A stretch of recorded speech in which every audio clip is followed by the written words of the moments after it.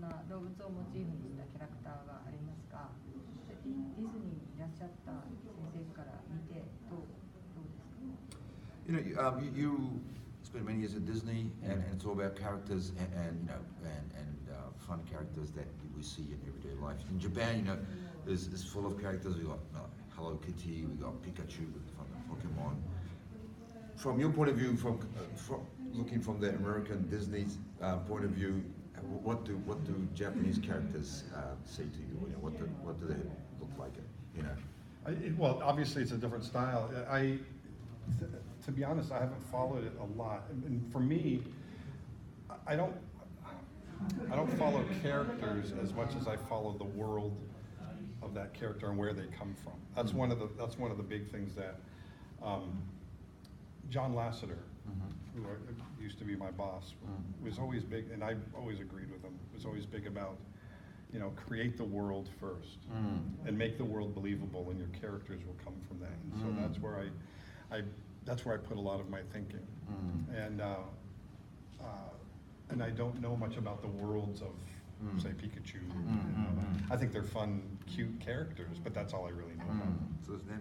スタイル的なものとしては今大きく詳しくは知らないんですけど、ただ面白いなと思うのは、これはやっぱり彼らがそういったキャラがどういう世界にいるのかっていうことが我々アニメーターとしては、特に私は個人的にはすごく面白いと思うし、僕のボスだったジョン・ラセター監督もですね、よく言ってたんですけど、まずそのキャラクターが住むその世界を作れと、世界の環境を作り上げたら、そしたらその中に自然と信じられるキャラクターが出てくるからですね。だからそれを作ると、だからそういった今おっしゃったキャラとかはすごく可愛いと言いますけど、彼らの世界がどういうとこかっていうのはよくわからない。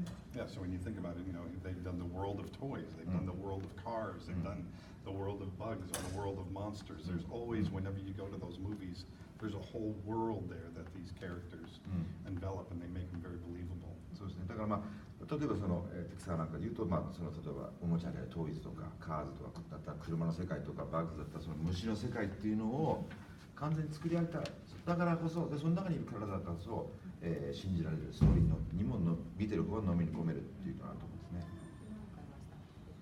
もう一個日本のアニメーションについて、宮崎駿のもののけ姫プリンセスもののけで描かれています動物たちとか世界観で、これはディズニーに与えた影響ってあるんでしょうか？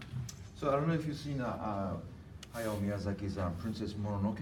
Yeah, you have. Yeah, and this is a very talking about world and what he's created in that world and the animals and the people who come out. Do you think there is like a interaction or some kind of influence to Disney or an American animation scene or vice versa? I'm sure there is. First of all, Princess Mononoke is my favorite film by Miyazaki. And I know Miyazaki has a lot of fans in the United States, and I know Disney and DreamWorks and Pixar have a lot of fans in Japan and Asia. And so I just by sheer admiration back and forth, there's influence that goes back and forth, I think.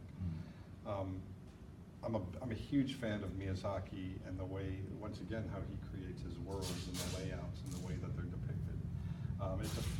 It's actually influencing me in the way that we're creating our new short, Snow Bear. そうですね。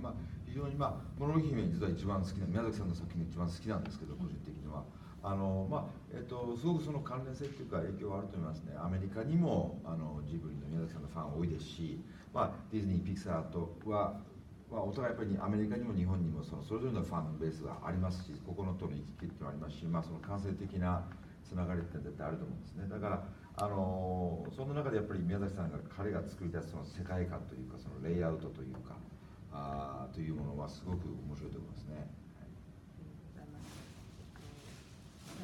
あと2つか3つぐらいよろしいですか？はい、大丈夫ですよ。動物がしゃべるなど擬人化した時に魅力的になるコツを教えてください。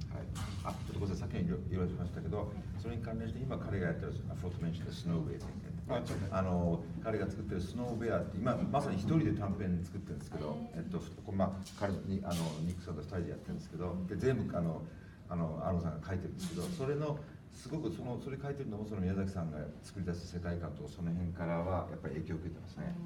It's his naturalistic portrayal of the world. That's what I love about Miyazaki's stuff. この自然というテーマからちゃんとこの世界を、そもそも我々はその自然とかそういったものの中にいる存在に過ぎないんだじゃないですけど、その観点がすごく好きなんで、彼のそのスノーベアっていう作品もやっぱり白熊の話なんですけど、はい、ごめんなさい、sorry, the next question was 動物のちょうど喋るので擬人化した時に魅力的になるコツを教えてください。What's script same in those films and even in Mononoke Hime too. When you make an animal talk human language, which they usually don't, and that's what makes it interesting. But what, as an animator, and to make them act, how do you? That's the difficult thing because usually, and I guess they're not designed to talk, but in we design them to them. You do, yeah. So yeah. What's the secret there? Well,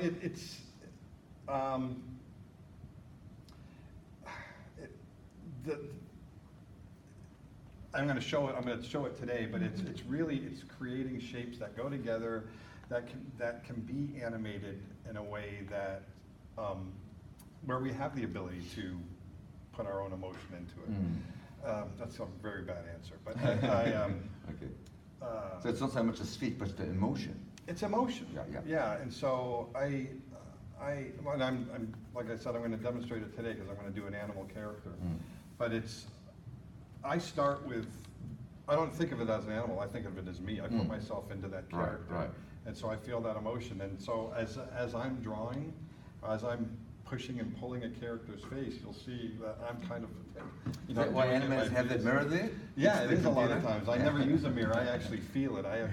By the time I'm doing a drawing, I'm grimacing and, and so and if you watch Glenn Keane draw, he gets really into it as well. And that's really how we do it. It's not too hard. There's some animals that are hard, just from a design standpoint, are harder than others. But a long-faced character like a horse is kind of difficult. Right. But it's all the biggest thing is the eyes, and if you can get the acting in the eyes, then you're most of the way there. Right. そうですね。非常に難しいことではあるんですけど、うまくなんか合わせられるその形と形があれば、それを重ねていくんですけど、実はその喋るどうのこうのというよりもそのエモーション、感情なんですよね。どのように動物に我々人間の感情を持たせるかっていうところで、ちょっとあまりいい答え方じゃないですけど、そういうことなんですね。で、最終的にはそれをどうするかっていうと、よくアニメではこういう鏡こう置いてやってますよねって顔でってやってますけど、だからまず自分で動物キャラクターをアニメするときに例えばクマとかなんとかと思わないで自分って思うんですね。そして自分がそれに投影するっていうことで、私はこう顔でいろいろやりながら触ってね、鏡見るよりこうやって感じてその感情を喜怒哀楽をそのキャラクターに落とし込むんですけど、グレン・キーンなんていうアニメーターの人もこんな顔こんなになってですね、大変なことになってますけど、だから難しい動物いますよ。デザイン的に顔が長い馬とかはデザインは動かすのは確かに人間っぽく感情を持って動かすのは難しいですけど、目ですね。目がやっぱり感情一番大事だと思うので、そこがうまくいけばすごく感情が出せると。